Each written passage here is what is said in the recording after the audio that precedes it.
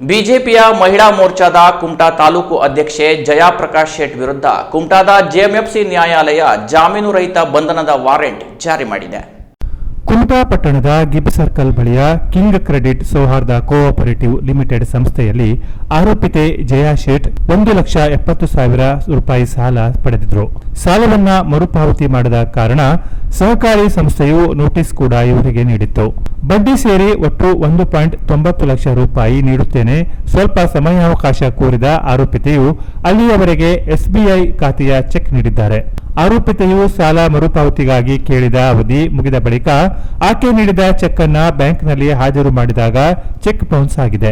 ಈ ಬಗ್ಗೆ ಕೂಡ ಸಹಕಾರಿ ಸಂಸ್ಥೆಯ ನೌಕರರು ಆರೋಪಿತೆಗೆ ತಿಳಿಸಿದರೂ ಯಾವುದೇ ಉತ್ತರ ಬಂದಿಲ್ಲ. ಈ ಸಂಬಂಧ ಸಂಸ್ಥೆಯ ವಕೀಲರು ಲೀಗಲ್ ನೋಟಿಸ್ ಕಳುಹಿಸಿದರೂ ಯಾವುದೇ ಉತ್ತರ ಬಾರದ ಕಾರಣ ಹಣವಿಲ್ಲದ ಖಾತೆಯ ಚೆಕ್ ನೀಡಿ 1.90 ಲಕ್ಷ ರೂಪಾಯಿ ಮೋಸ ಮಾಡಿರುವ ಸಂಬಂಧ ಕಿಂಗ್ ಕ್ರೆಡಿಟ್ ಸೌಹಾರ್ದ ಕೋಆಪರೇಟಿವ್ ಲಿಮಿಟೆಡ್ ಸಂಸ್ಥೆಯು ಜೆಎಂಎಫ್ಸಿ ನ್ಯಾಯಾಲಯದಲ್ಲಿ 2024 ಡಿಸೆಂಬರ್ 26ರಂದು ಪ್ರಕರಣ ದಾಖಲಿಸಿತ್ತು. ಆರೋಪಿತೆಯು ಬ್ಯಾಂಕ್ ಖಾತೆಯಲ್ಲಿ ಹಣವಿಲ್ಲದಿದ್ದರೂ ಸಹಕಾರಿ ಸಂಸ್ಥೆಗೆ ಚೆಕ್ ನೀಡಿ ಮೋಸ ಮಾಡಿದ್ದಾರೆ ಎಂದು ಸಹಕಾರಿ ಸಂಸ್ಥೆ ಆರೋಪಿಸಿತ್ತು.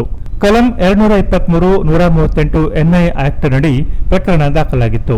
ನ್ಯಾಯಾಲಯದ ನೋಟಿಸ್ ಹೋದರೂ ಆರೋಪಿತೆ ಕೋರ್ಟ್ಗೆ ಹಾಜರಾಗಿಲ್ಲ. ಹಾಗಾಗಿ ಸೋಮವಾರ ಈ ಪ್ರಕರಣದ ಬಗ್ಗೆ ವಾದ ಪ್ರತಿವಾದ ಆಲಿಸಿದ ಕೋರ್ಟ್ ಜಯಾ ಶೇಟ್ಗೆ ಜಾಮೀನು ರಹಿತ ವಾರೆಂಟ್ ಜಾರಿ ಮಾಡಿದೆ. Canara plus news, Kumta.